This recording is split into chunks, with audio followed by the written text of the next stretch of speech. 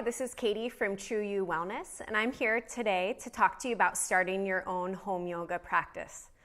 Congratulations on taking this first step. Some basic things that you want to think about with your home practice is setting up your environment. So you want to try to choose a space where you're not going to get a lot of interruptions and where it's as quiet as possible. You also want to think about the lighting. I tend to like a softer light.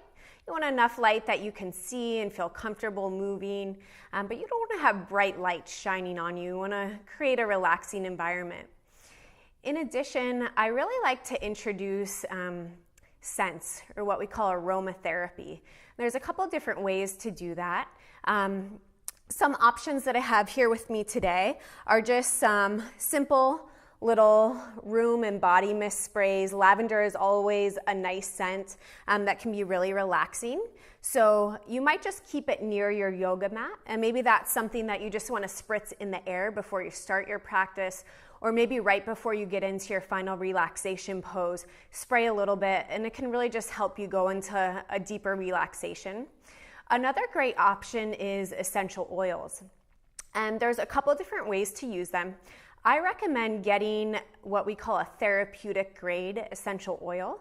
And two of the companies that have a really nice product are doTERRA and Young Living. And they have a large variety of scents, so it's really finding a scent that's going to work for you and that you enjoy. One way to use them, and because they're so potent and strong, you really just need a drop. And you can take a drop, place it on the palm of your hand. I like to rub the palms together and just start by putting my hands in front of my face and just take a nice deep inhale.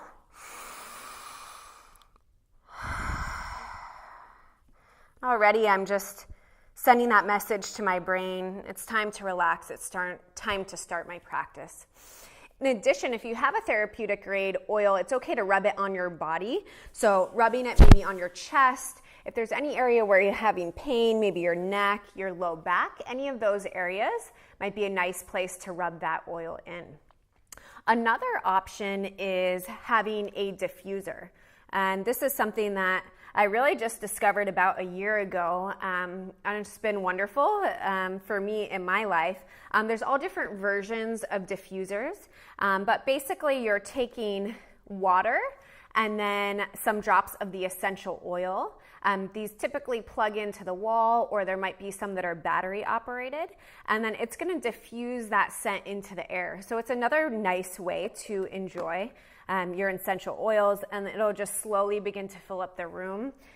I've also found that for me, that's something really helpful that I can turn on before going to bed at night that can just help me kind of get into a nice deeper sleep.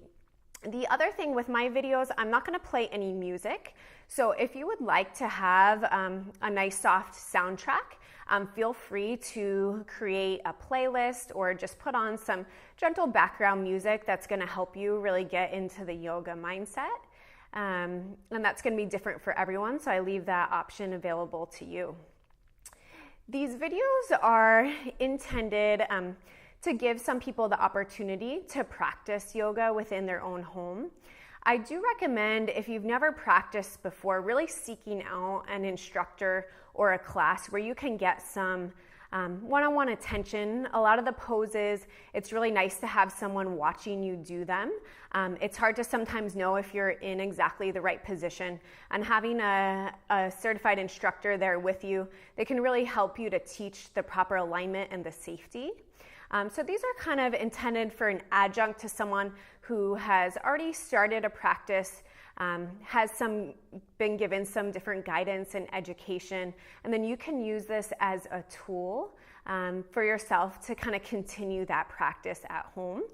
It can also be used in conjunction if you're going to classes in person already, just as an option on days maybe you don't have time to make it into a class where you can still enjoy your practice at home. Some people find that it's helpful to pick a certain time of day. So for you, that may be first thing in the morning or maybe in the evening, kind of winding down your day, and to always use that same time for your practice. So that's one option. And for some people, it's just fitting it in whenever you can. And by any means, that's great. It's better than not being able to practice at all. So now that, and in different videos, sometimes we'll be down on a yoga mat, some will be in a chair.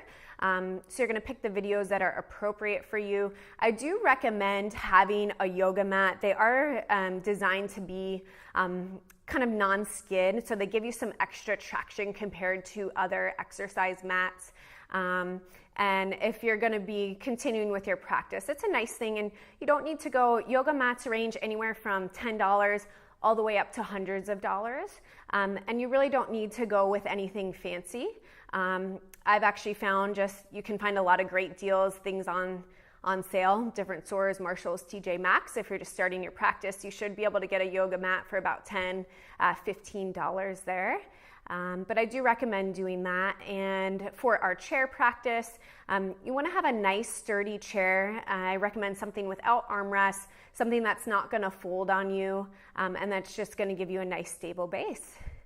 And that's it for now. Congratulations on beginning your home practice. Please check out the videos and find one that's appropriate for you.